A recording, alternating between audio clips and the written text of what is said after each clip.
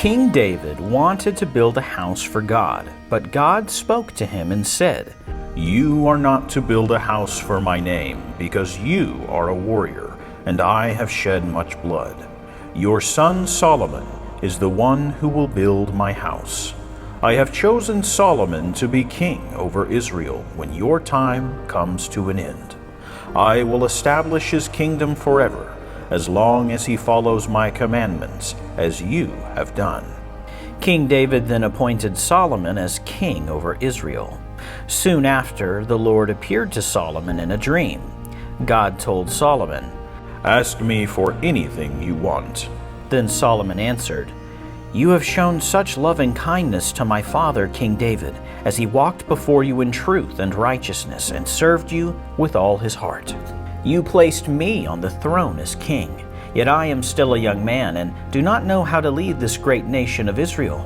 Please give me knowledge to know right and wrong, and an understanding heart, so that I can lead your people as their king." God answered, "Since you have asked for this instead of riches and a long life, I will give you such great wisdom and understanding that there will be no one like you before or after you. I will also give you what you did not ask for, riches and honor, such that no one has ever seen. If you walk in my ways and obey my laws and commands like your father, King David, then I will give you a long life."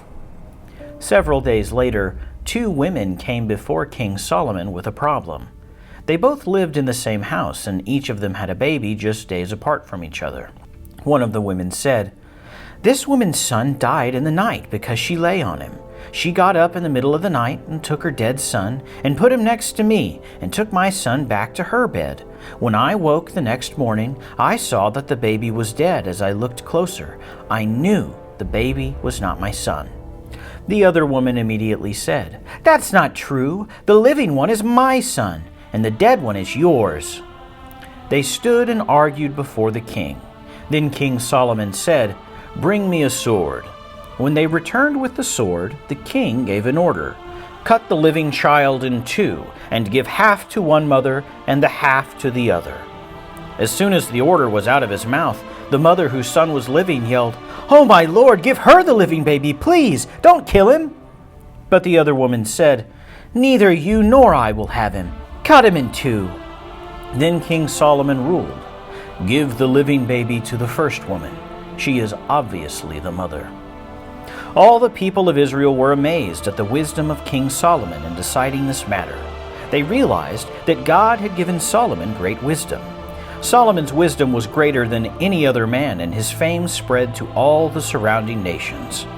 During Solomon's lifetime, Judah and Israel were prosperous and lived in safety.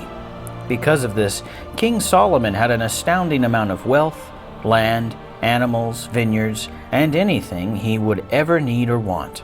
King Solomon had such great wealth and riches that he began to plan for building the house of God.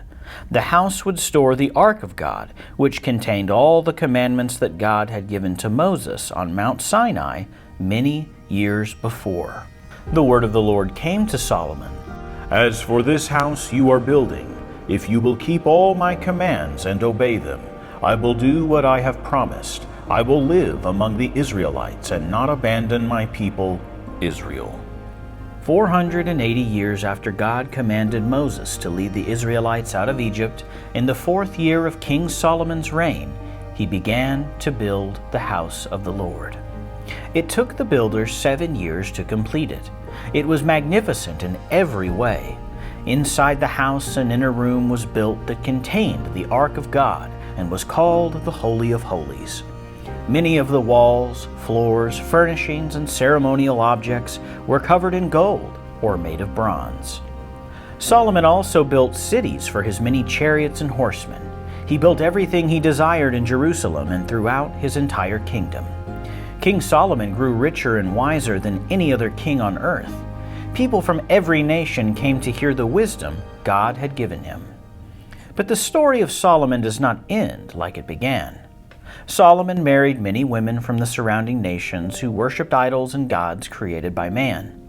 In his old age, Solomon began to turn his heart to worship other gods instead of being completely faithful to worship the Lord, his God. As Solomon's reign came to an end, the anger of the Lord came upon him because of his disobedience. God decreed that after his death, Solomon's son Rehoboam would become king. God would then tear all the tribes of Israel away from Rehoboam, except one. From that day forward, Israel was split once again and led away from following God.